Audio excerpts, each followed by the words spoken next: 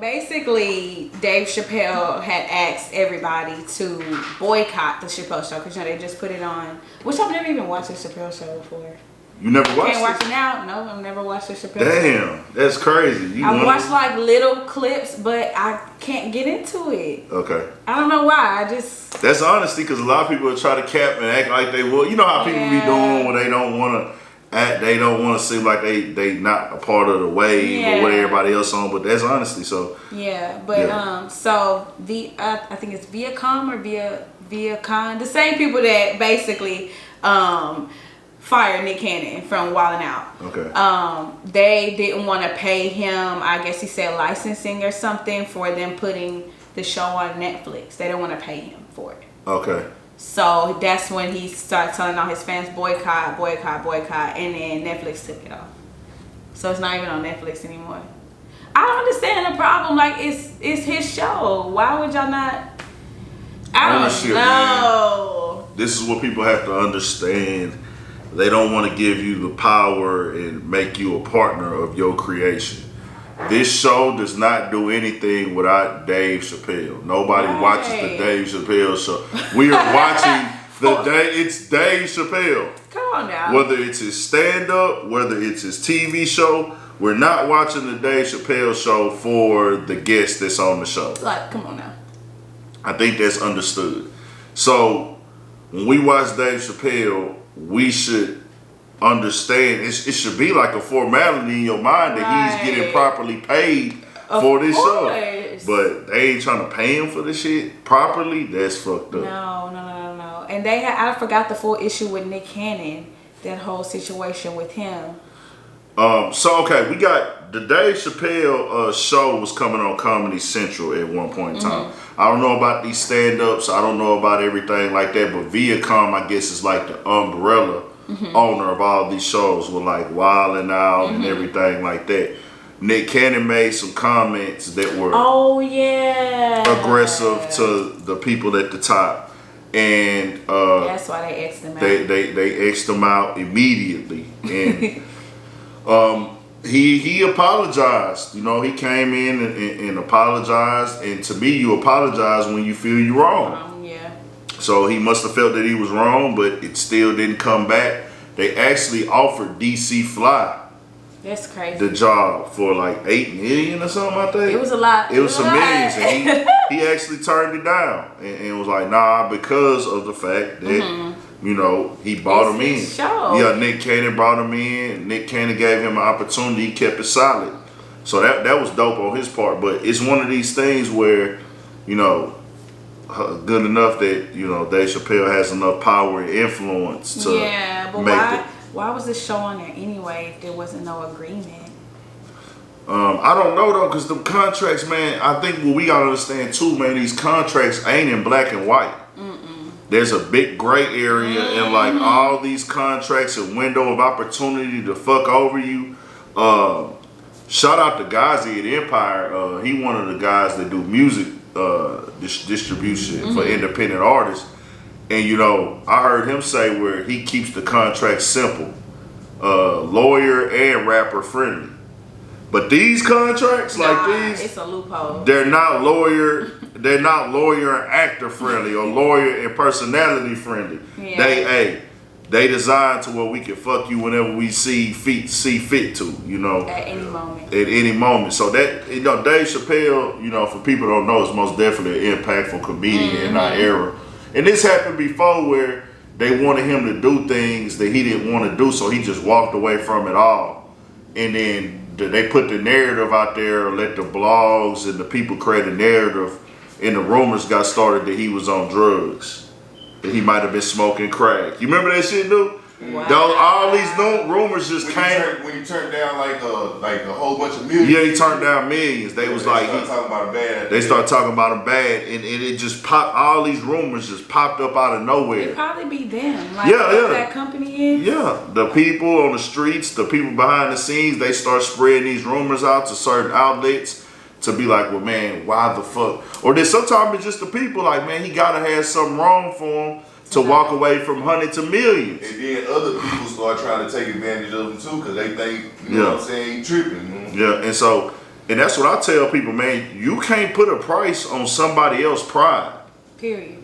You can't put a price on somebody else's pride and somebody else's morals. So, like I say, one nigga might say, hey, my nigga, I'm not doing that shit for no millions of dollars. I don't give a fuck. They go against what I believe in. Then another nigga, my bad, a nigga might be like, nah, nigga, you stupid as fuck. We finna get this money. Right. So I can't say, you know, but I know that shit is shaky in Hollywood. We all know that we are not the owners of hip hop for sure. Them contracts way more comfortable. We don't even on BET no more. Yeah. Did we ever really own it? Not really. That's what I'm saying. Like we were the face for a little bit. Yeah, like, I think people gotta understand that a lot of these contracts, this system, and I say that all the time when I see people blame one person or this person, but nobody, like, bro, y'all don't even know who to blame because y'all don't know who's pressing the button behind the scenes. Who's the overseer behind the scenes? We don't see those people. You know what I'm saying? Right. I just saw, and I'm gonna do a video on this too, where guy, I don't know if the people, it was, I guess it was something where like he had an imprint or independent situation or part of a situation that was under Atlantic Records. Mm-hmm. He actually sold all the artists to Atlantic Records for like $300 million. And was like a middle-aged, bald-headed white guy. Wow. And there's nothing wrong with somebody white being an owner in hip-hop. I'll never see a problem with white people getting money in hip-hop. Mm-hmm. But it's just crazy, like, to see like a white person have that type of power, influence in hip-hop. You know what I'm saying? I mean, I feel like not even just knowing the culture, even the black people, even the black guys, this ain't singling out the white people. Yeah. I feel like if you making all this money in hip hop, you should at least be somebody that listens to rap music. Right. Like you should be somebody that kind of have lived by this and understand it a little bit. And unless you on the side where, hey, I'm here to make sure the artist is winning.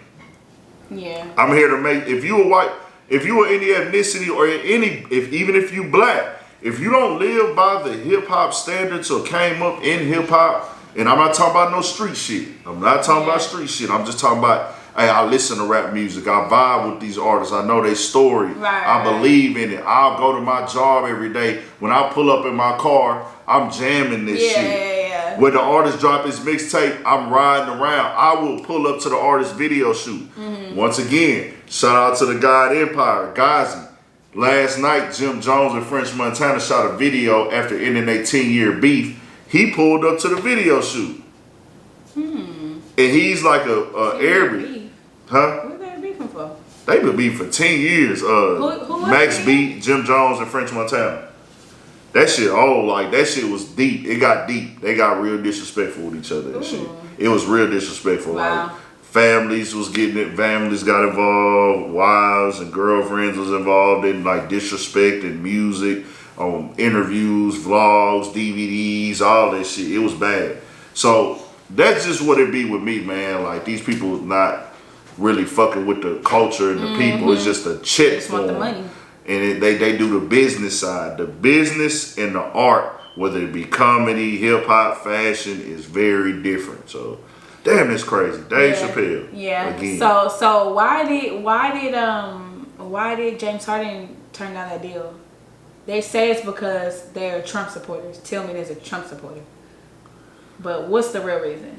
Do you know? I don't know. I would think if there's 50 teams, 43 of them are Trump supporters. I would think. Yeah, like definitely. Simply on the tax bracket alone, they gonna support Trump. You know. I don't know about that. You know, whatchamacallit clearly had said some things to Texans on him before he died. He had clearly said some very racist things that was out of line. The Texans on him. I don't know about the Rockets. James Harden leaving. I don't know what his situation is for real. Just over it. He might just be over it. I think everybody's over it. Over what? The Rockets. Yeah. The Rockets are over the Rockets. So, like... I feel like if that's the case, then I feel like he has to come out and say that. But that could just be a rumor that somebody started. Yeah. But James Harden probably just like, man, I've been here 7-8 years. And it ain't got nowhere. He got $200 million out of us. I will say this though. I'll be honest. He don't owe us nothing. That's the business. Yeah. But at the same time, as a Houston nigga, it's like, damn, dog, you supposed to ride it out with us. Like nigga, we done laid out the carpet, the city. And he held it down. But like shit, when LeBron thought it was time for him to move around, he moved around. But LeBron never had as much help as James Harden. Yeah. Never had as much help as James Harden. And then LeBron was from Cleveland, so Akron, which is right outside of Cleveland, that was his backyard. Yeah. So of course he was, gonna get that city love here. James Harden not being from Houston, they made this his city like it was tied into the entertainers, That's true. the That's city. So true. He had the street side. I want to know why. The streets. He had the corporate. He had everything. He had the free range. All the women. James Harden could get any woman in the city Maybe he wanted. Damn near. Huh? Maybe he tired of losing. That could be it. He probably feel like, man, I got enough money because he turned down $50 million. But I guess if I'd have made $200 million plus my Adidas contract was like $100 million. They say he was opening a strip club. Where? I think here. Don't quote me. Oh, okay. They say he opening up a strip club. Yeah, maybe so. Maybe so. I don't know. I don't go to the strip club no more. So, but shout out to James Harden though, man. He did his thing here for sure. He turned the city up, had us lit, had us popping. All good things come to an end. So we'll see what happened. What the real situation was for sure. We'll see. We will. And what's gonna happen to the damn Rockets? For sure. Make sure y'all follow Jessica Michelle, 3 S's, 2 E's.